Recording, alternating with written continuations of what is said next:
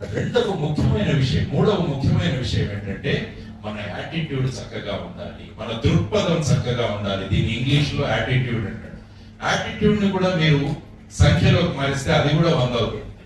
ATTITUD రాసి దాన్ని మళ్ళా నెంబర్ ఇవ్వండి. ఏకి 1, బికి 2, సికి 3, దాన్ని మొత్తం మళ్ళా కలిపితే అది కూడా 100 అవుతుంది. కాబట్టి జీవితంలో మీకు 100 మార్కులు రావాలంటే మీ దృక్పథం చక్కగా ఉండాలి, మీ డిసిప్లిన్ చక్కగా ఉండాలి. దృక్పథం అంటే ఏంటంటే మనం ఏదైనా సమస్యలు వచ్చినప్పుడు దాన్ని అధిగమించడాన్ని దృక్పథము అంటారు. దృక్పథం. ఇప్పుడు వర్షాకాలం వస్తుంది. అబ్దుల్ కలాం గారు చెప్తుండేవాళ్ళు, వర్షాకాలం వచ్చినప్పుడు అన్ని పక్షులు భయపడిపోతాయి. చిన్న చిన్న పక్షులన్నీ భయపడిపోయి అవి అక్కడక్కడ దాక్కుంటాయి. కానీ గరుడ పక్షి అది ఏం చేస్తుందంటే మేఘాల మీదకి వెళ్ళిపోతుంది. వర్షం ఎక్కడి నుంచి పడుతుంది? మేఘాల నుంచి. కాబట్టి అది నాకు భయం కలుగజేస్తుంది, కాబట్టి నేను ఆ భయం మీదే పైకి వెళ్ళిపోతానని చెబుతుంది. కాబట్టి మీరు కూడా ఏదైతే మీకు భయాన్ని కలుగజేస్తుందో దాని మీదికి వెళ్ళే శక్తి మీలో ఉంటే మీరు బ్రహ్మాండంగా విజయం సాధించగలరు. కాబట్టి కావాల్సినది చక్కని దృక్పథం, మంచి డిసిప్లిన్, తర్వాత దేశభక్తి భావనలు కూడా మనలో ఉంటాయి. దేశం నాది, ఈ ప్రాంతం నాది, ఈ రోడ్డు నాది, ఈ ఊరు నాది, ఈ జిల్లా నాది, రాష్ట్రం నాది, దేశం నాది అన్న భావాలు మీలో గనక ఉంటే అప్పుడు ఏమవుతుందంటే మనం ఒక గొప్ప దేశాన్ని తయారు చేస్తాం. ఇల్లు మాత్రం నాది అనుకోకండి. ఇల్లు నాది అనుకుని ఇల్లు చక్కగా శుభ్రంగా పెట్టుకుంటాం. రోడ్డు నాది కాదు, చెత్త వేసే రోడ్డు, అది తప్పు. రోడ్డు కూడా నాది అనుకున్నప్పుడు దాని మీద చెత్త వేయి. ఊరు నాది అనుకున్నప్పుడు శుభ్రంగా పెట్టుకుంటాం. కాబట్టి ఇది కూడా మీరు నేర్చుకోండి. కాబట్టి భారతదేశం పట్ల ప్రేమను పెంచుకోండి, 100 మార్కులు సంపాదించండి.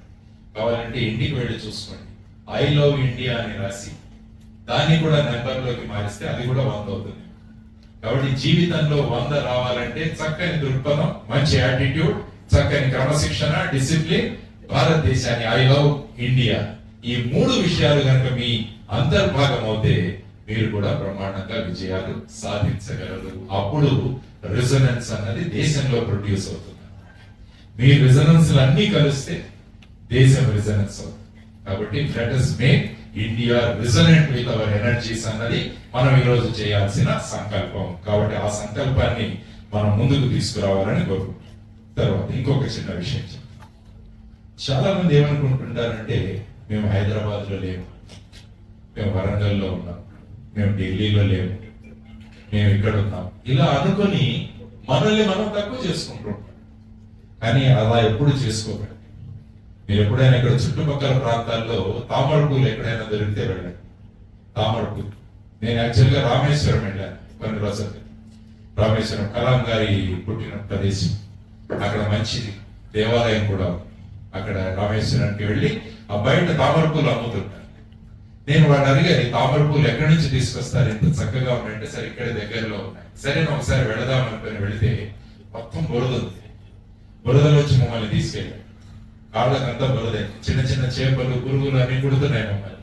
అక్కడికి వెళ్ళి తామర పూలు తీసుకొని వచ్చి అవి తీసుకుని లోపలికి వెళితే భగవంతుడి చుట్టూ కూడా తామర పూలు పెట్టారు. అప్పుడు అనుకున్నాం, పుట్టింది ఎక్కడ? ఇవన్నీ బురదలో పుట్టింది. ఎక్కడ చేరుకున్నాయి ఇవన్నీ? భగవంతుడి దగ్గరికి వెళ్ళాయి. కాబట్టి ఎక్కడ పుట్టామన్నది ముఖ్యం కాదు, ఎలా పెరిగి ఎక్కడికి చేరామన్నది ముఖ్యం అన్నది మనం అంతా నేర్చుకోవాలన్నది ప్రధానమైన అంశం. మనం ఎక్కడైనా పుట్టవచ్చు.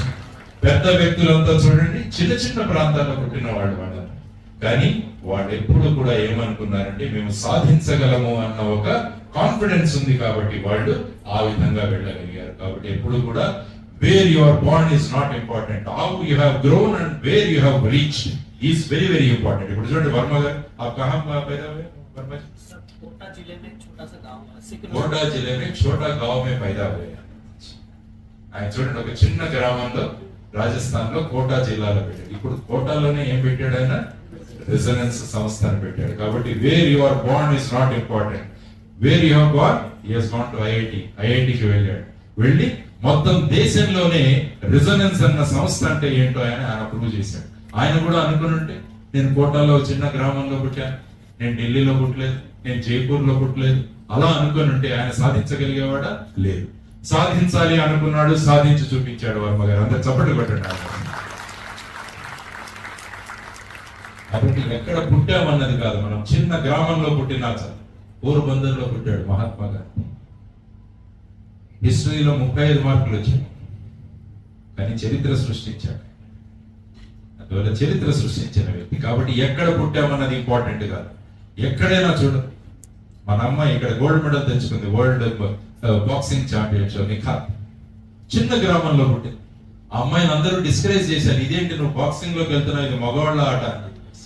అయినా కూడా ఆ అమ్మాయి నిలబడింది. వాళ్ళ నాన్నగారు చెప్పారు, ఎవరైతే నిన్ను వద్దంటున్నారో వాళ్ళే వచ్చి నిన్ను మెచ్చుకుంటారు, ఒక రోజు చూడని చెప్పి ఈ రోజు అందరూ మెచ్చుకుంటున్నాం. మనం అది ఆ అమ్మాయి నుంచి నేర్చుకోవాల్సిన ప్రధానమైన అంశం.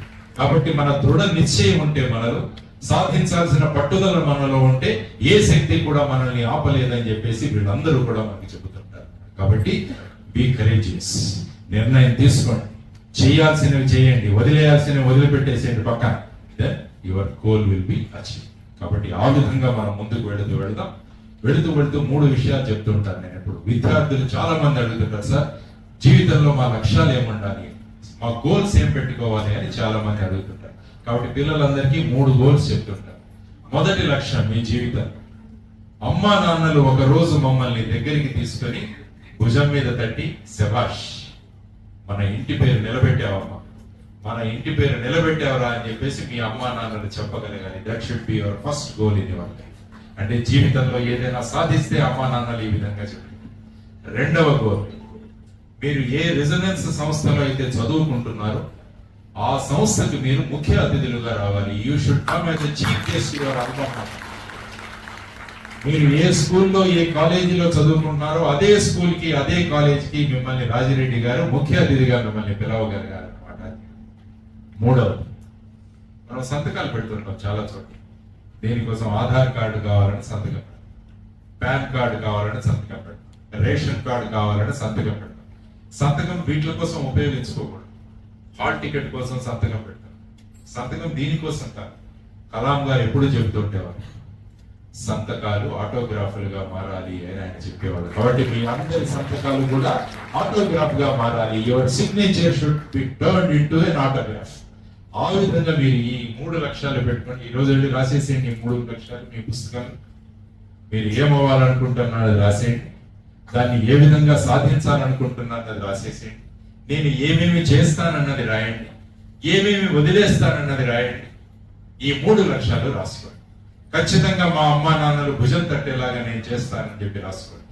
నేను మా కాలేజీకి మా స్కూల్కి నేను ముఖ్య అతిథిగా చీఫ్ గెస్ట్ గా వెళతానని రాసుకోండి. నా సంతకాన్ని ఆటోగ్రాఫ్ గా మార్చుకుంటానని రాయండి.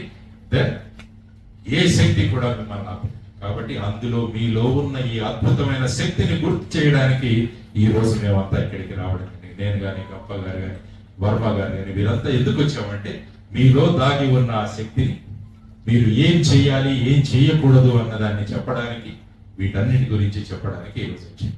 కాబట్టి మీ అందరికీ మంచి శుభం జరగాలి, మీరందరూ కూడా అద్భుతమైన విజయాలు సాధించాలి, వరంగల్ పేరు మారి మోగిపోవాలి మన దేశంలో అన్నది మీరందరూ కూడా గుర్తుంచుకోండి.